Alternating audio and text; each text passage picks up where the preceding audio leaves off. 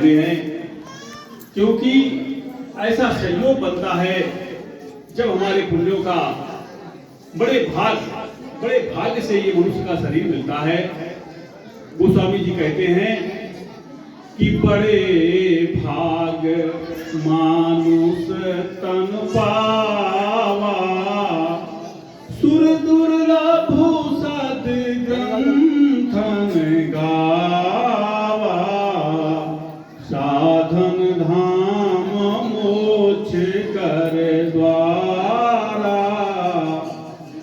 पाहि न जेहि परलोक सम्हारा, और सुपरात दुख पावई, सिर धुन धुन पछताई, कालई कर्म ईश्वरी, मिथ्या दोष लगाए, नर तन समो नहीं कबनऊ देही, नर तन समो नहीं कबनऊ देही, जीव चराचर जाचत जेई, स्वर्ग नरक अपू वर्ग सैनी, ज्ञान विरागे भगत शुभ देनी, सो तनु धरि हरि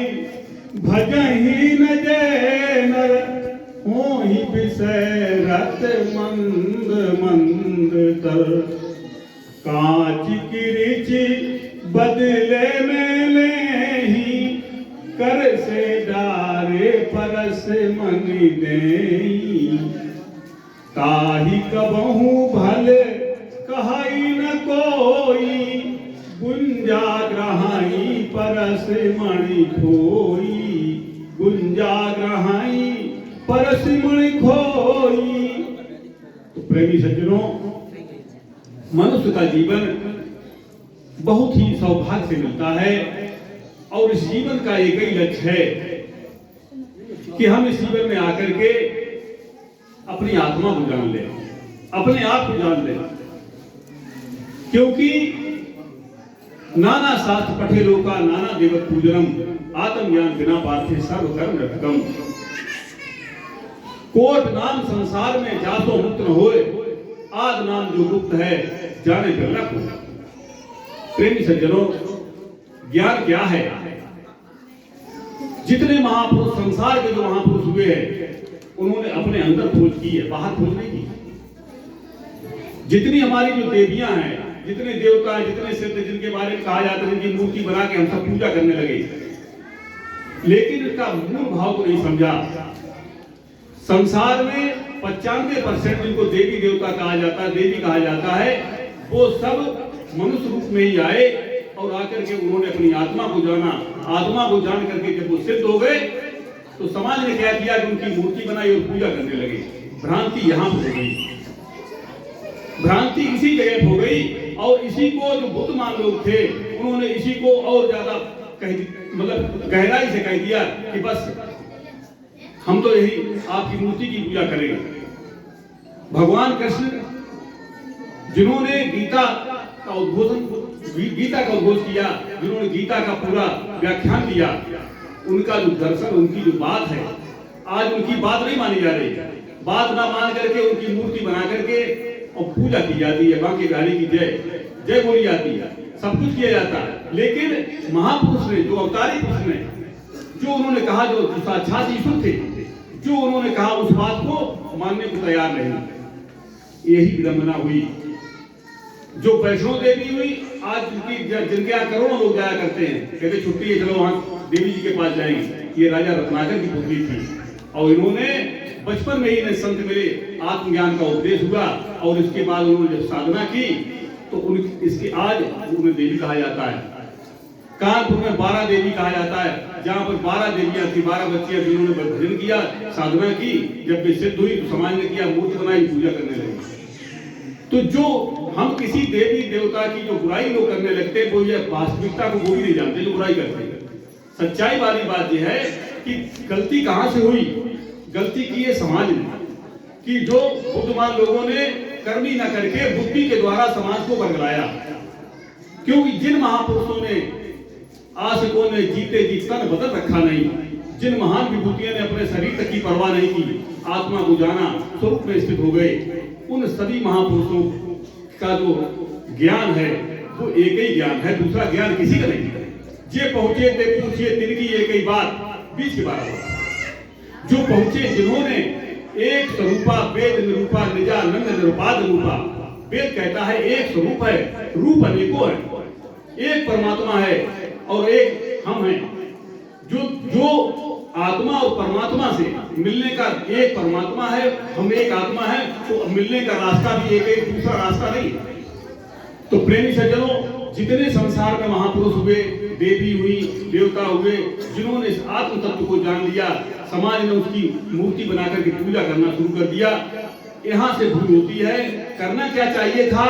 करना चाहिए था कि हम जो हमारे महापुरुषों ने किया, जो देवियों ने किया, जो सिद्धों ने किया, वो काम हमें करना चाहिए था।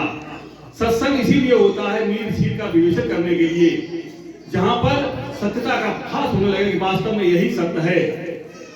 प्रेमी सज्जनों, गीता में भगवान कृष्ण कहते हैं कि हे अर्जुन, जो मुझे तत्व से जानता है यथार्थ तो वही जानता है, जो तत्व से नहीं जानता है वो यथार्थ में नहीं जानता है, यानी वास्तविक रूप से हमें वो नहीं जानता है।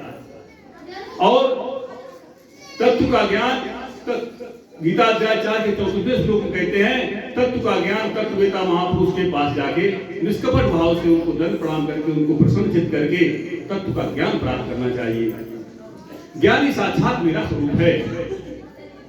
कहते हैं पापियों से भी असह्य पापी यदि ज्ञान रूप की नौका पर सवार हो जाता है तो वो धर्मात्मा समझने योग्य है। जिस प्रकार से लकड़ी के बड़े भारी ढेर को अग्नि की एक चिंगारी जला के राख कर देती है, इसी प्रकार से जीवात्मा जब ये अपने ऊर्ध्वगमन करती है, अपने स्वरूप की ओर चलती है, तो अपने पापों को जला के राख कर देती है। इसी को कबीर साहब कहते हैं, जब ही नाम हृदय धरा पाप भयो जलछार, जैसे चिंगी आग की परी पुरानी घास। तो खोज कहां पे है? खोज हमें करनी है अपने अंदर। अपने अंदर की जो साधना है, जिसमें हमें बाहर नहीं जाना है। बाहर की जो खोज है वही हमारी अज्ञानता की खोज है, जिसके लिए विवेकानंद जी ने कहा कि हम प्रतिमाओं में अगर फोटो में प्रतिमाओं में ईश्वर को देखते हैं तो हम तब तक देख सकते हैं जब तक हमने अपने अंदर नहीं देख लिया। अगर हमने ईश्वर को अपने अंदर जान लिया, अपने अंदर देख लिया, तो फिर प्रतिमाओं की पूजने की आवश्यकता नहीं रही। प्रेमी सज्जनों, स्वरूप रूप क्या है? हमारे आप में जितने लोग बैठे ये सब रूप है। और तत्व क्या है? हमारे आप में जो जीवनी शक्ति है। अभी हम आप इतने सभी बैठे हैं, लेकिन अगर प्राण नहीं होता है तो मुर्दा हो जाता है। जो इस शरीर को छोड़ के चला जाता है, तमाम तरह की विद्याओं का अध्ययन कर लेते, कोई डॉक्टर बनता, कोई इंजीनियर बनता, कोई वैज्ञानिक बनता, तमाम तरह की विद्याएं संसार के अध्ययन कर लेता, लेकिन वो अबोध बना रहता है। इस बात से अबोध बना रहता है, अपने को नहीं जान पाता है। जब तक वो अपने को नहीं जानता है तब तक वो अबोध है, उसको बोध नहीं हुआ। नीमसारण क्षेत्र में तमाम संतों की सभा थी और आज वो शंकराचार्य पहुंचे, उनकी उम्र 7 वर्ष की थी। इन्होंने वहां जो मंच के संचालक थे उनसे कहा हमें आप समय दे दें, तो उन्होंने कहा ये बच्चों का मंच नहीं। उन्होंने जब ज्यादा प्रार्थना की तब उनको समय दिया गया, और जैसे ही समय दिया गया तो उनको समय 5 मिनट का दिया। उन्होंने उसमें कहा कि अयबोध बालको करके जब संबोधन किया, उसके बाद आत्म तत्व की बात कही, तो क्या हुआ कि उस ऋषि समाज में, उस संत समाज में एक हलचल मच गई। बोले एक छोटा सा बच्चा और हम लोगों से अबोध कह रहा है। तो एक प्रश्न हुआ कि बताइए, आपने जो कहा अबोध बालको, तो हम क्या अबोध बालक हैं? तो उन्होंने इसका उत्तर दिया कि वास्तव में चाहे जितने बड़े ज्ञानी हो जाओ, चाहे संत बन जाओ, चाहे जो वेश धारण कर लो, लेकिन जब तक हमें अपनी आत्मा का बोध नहीं होता है तब तक हम अबोध रहते हैं। इसलिए ज्ञान जो जानने योग्य है, भगवान कृष्ण गीता में कहते हैं कि हे अर्जुन, जो मुझे अविध पूर्वक भजते हैं, अविध पूर्वक मतलब मन की पूजा के द्वारा, मन के मते अनेक हैं, जो मन की पूजा के द्वारा पूजते हैं, भजते हैं। उन्होंने कहा जो मुझे अविध पूर्वक भजते हैं वो यत्न करते हुए भी मुझे प्राप्त नहीं होते हैं।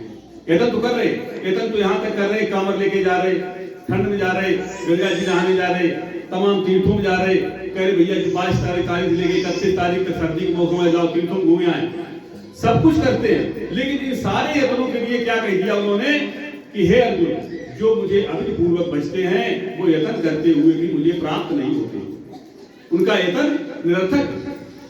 हमारी रास्ता है उत्तर की ओर और हम जा रहे हैं दक्षिण की ओर, कभी मंजिल नहीं मिलेगी। तो जो मंजिल मिलने का रास्ता है वो है हमारी ऊर्ध्वगामी, ऊपर की ओर जाएं। जब तक हम ऊर्ध्वान गच्छति स मानवा, जो ऊपर की ओर चलता है वास्तव में वही मानव है, और जो अधोगामी जाता है उसके लिए 84 लाख दुनिया है। प्रेमी सज्जनों, संसार में तमाम विद्याएं हैं, लेकिन जो आत्मज्ञान की विद्या है वो वास्तव में बिरले संतों के पास होती है, जिन्होंने साधना की होती है। साधना करके जो सिद्ध करते हैं वही वास्तव में इसकी ज्ञान को देने वाले होते हैं। बुद्धि, इंद्रियों से परे मन, मन से परे बुद्धि, बुद्धि से परे आत्मा है। आत्मा बुद्धि का विषय नहीं है, बुद्धि के द्वारा उसको नहीं पाया जा सकता। इसलिए जो संतों ने कहा, जो संतों का मार्ग है वो ये है कि इस शरीर में जो ताकत है, जो बल है, जिससे चलते फिरते उठते बैठते संसार के सारे काम करते हैं, जिसको कहा है शक्ति प्राण। शक्ति प्राण के द्वारा हम संसार के सारे काम करते हैं। और यही शक्ति प्राण जब ये भक्ति के नीचे होता है तब संसार के काम होते हैं, जो जड़वत काम होते हैं, जो निश्चय रूप से एक दिन नष्ट हो जाते हैं। लेकिन जब यही शक्ति भक्ति के ऊपर चली जाती है, भक्ति के ऊपर जब जाना शुरू कर देती है, तब ये शक्ति दिव्य स्वरूप धारण करती है। और जब ये दिव्य स्वरूप धारण करती है और अपनी यात्रा करके ऊर्ध्वगमन करके अपने स्वरूप में जब पहुंचती है, तब कहा है दयाल स्वामी अद्वैतानंद जी ने, दादा गुरुदेव ने, कि तले की पस्त गगन ठहरावे गुरु जी के शब्द सर से, सो पूरा पल में बरते। इसी को सुखदेव जी ने राजा परीक्षित को ज्ञान कराया था। भागवत महापुराण का जो सारांश है, भागवत महापुराण का सारांश केवल इतना है कि नाम उठा के नाम तो गगन माई ले जाए, कहाँ नित्य प्रकाश है, सुखदेव दिया बताए। सुखदेव जी ने कहा कि इस शरीर में जो नाम है, जो शक्ति हमारी, जो जिसको संतों ने भिन्न भिन्न रूपों में कहा, भिन्न भिन्न तरीकों से बात की है। कुंडली शक्ति का क्या, कुंडली शक्ति का मतलब होता है जैसे नहीं सर्प होता बैठा होता कुंडली बनाए, जब ये कुंडली बनाए सर्प बैठा, इसी तरह से शक्ति का जो मुकाम, जो दबाव बताया है, नाभि बताया है। और जब नाभि इसका दबाव होता है तो मनुष्य के अंदर काम, क्रोध, लोभ, मोह, अहंकार, सतोगुण, रजोगुण, तमोगुण, इस अष्टधा प्रकृति में जीव फंसा हुआ होता है, इसका दबाव नाभि होता है। जब नाभि का दबाव होता है तो ये जीव भाव में आ जाता है। और जब यही शक्ति हमारी संत गुरुनामी विद्या के द्वारा, जो सुखदेव जी कहते हैं, नाम उठा के नाम सो गगन मान ले जाए, ता नित्य प्रकाश सुखदेव दिया बताए, जो राजा परीक्षित को ज्ञान कराया कि शक्ति को यहाँ से उठाओ और ऊपर ले जाओ। जब ऊपर ये पहुंचेगी तो ये शक्ति दिव्य स्वरूप धारण कर लेगी, तब ये कभी नहीं मरेगी। इसको कभी साहब कहते हैं, हम न मरे मरे संसारा, हम का मेरा क्या बंधारा। जो अपने स्वरूप को जान जाता है कभी अधोगति नहीं जाता है। इस पर भगवान कृष्ण ने इससे प्रश्न किया था अर्जुन ने कि महाराज एक बात बताएं कि अगर किसी ने इस योग का अभ्यास किया, जिस ज्ञान की आप बात करते हैं, अगर इस योग का अभ्यास किया और अगर वो योग सिद्ध नहीं कर पाया और तो उसका संसार के भोगों से भी चला गया और योग भी सिद्ध नहीं हुआ, तो ना उसको लोक सिद्ध हुआ ना परलोक सिद्ध हुआ। भगवान कृष्ण का नहीं, असत का अस्तित्व नहीं है, सत का अभाव नहीं है। जो इस योगारूढ़ स्थिति में चलते हैं, जो इस योग को जान जाते हैं, जिस इसके ज्ञान को जान जाते हैं, वो अगर इस जन्म में सिद्ध नहीं कर पाएंगे तो अनेक जन्मान से भक्ति मार्ग एक जन्म में सिद्ध नहीं करेंगे, अनेक जन्मों में सिद्ध करेंगे। और जहां तक उन्होंने साधना कर ली है, इसके बाद अगले जन्म में वो वहीं से उनकी साधना की शुरुआत होगी। भक्त बीज बिरसे नहीं चौजुग जाए अनंत, ऊंच नीच गर्जनिया राह संत का संत। वो संत ही रहेगा, उसके कितने भी शरीर धारण कर ले, कितने भी शरीर बन जाए, लेकिन अंतोगत्वा उसको मुक्ति का पद मिलेगा। मनुष्य योनि से कभी नहीं नीचे जाएगा। मनुष्य ये इस भक्ति में, जिस सत्संग की चर्चा हो रही है, इस भक्ति में साधक मनुष्य योनि से नीचे नहीं जाएगा, ये दावा है। इसको योगेश्वर जी ने कहा कि जो वास्तव में इस भक्ति को करते हैं, जितना उन्होंने चल लिया, जितना उन्होंने सफर तय कर लिया, इसके बाद अगला जन्म उनको जब मिलेगा तो वहीं से उनकी फिर साधना की शुरुआत हो जाएगी। यही भेद होता है भक्तों में। कोई भक्त पहले के चले हुए हैं, कोई याद चल रहे हैं, ये भेद आता है। तो प्रेमी सज्जनों, जो ज्ञान है वो केवल इतना ज्ञान है कि समझ जाओ अपने में, ध्यान करो। जब भी टाइम मिले, सुबह शाम रात में मौका मिलता है, गुरु नामनी विद्या को ग्रहण करके जब हम ध्यान करते हैं तो वास्तव में हम अपने स्वरूप की ओर चलते हैं। जब तक हमारी स्वरूप की ओर चलने की रास्ता ही नहीं खुली, तब तक ये जीवन हमारा ऐसे ही चला जाता है। बिनपूर्वक भजन करें। अगर वास्तव में उत्तर दिशा की रास्ता है, हम उत्तर दिशा में चलेंगे तो हम निश्चित घर पहुंचेंगे, और अगर हम दक्षिण दिशा में चले जाएंगे तो हमारा कभी घर नहीं मिलेगा। यही मार्ग की भिन्नता होती है। इसी को कहा है बिनपूर्वक और अभिपूर्वक। बिनपूर्वक एक ही साधना है कि उदाहरण गच्छन् सा मानवा, जो ऊपर की ओर चलता है, जो अपनी शक्ति को, अपने प्राण को ऊपर की ओर स्थापित करता है। गीता अध्याय 8 के 12वें श्लोक में कहते हैं कि प्राण को मस्तक में अच्छी प्रकार स्थिर स्थापन करके, प्राण को मस्तक में अच्छी प्रकार स्थिर स्थापन करके वे ज्ञानी जन शुद्ध सच्चिदानंद में प्रवेश करते हैं। यह है ब्रह्म स्रोती मार्ग। ब्रह्म में स्रोत होना। जैसे कोई बोरिंग करता है, वो कहता भैया पानी निकल आया, कहता स्रोत मिल गया। जो स्रोत जमीन में खोदने पानी का स्रोत कैसे मिलता है, इसी प्रकार से जीव को अपने स्वरूप में जब पहुंचता है तो उसको स्रोत मिलता है। गीता अध्याय 5 के 27वें 28वें श्लोक में कहते हैं कि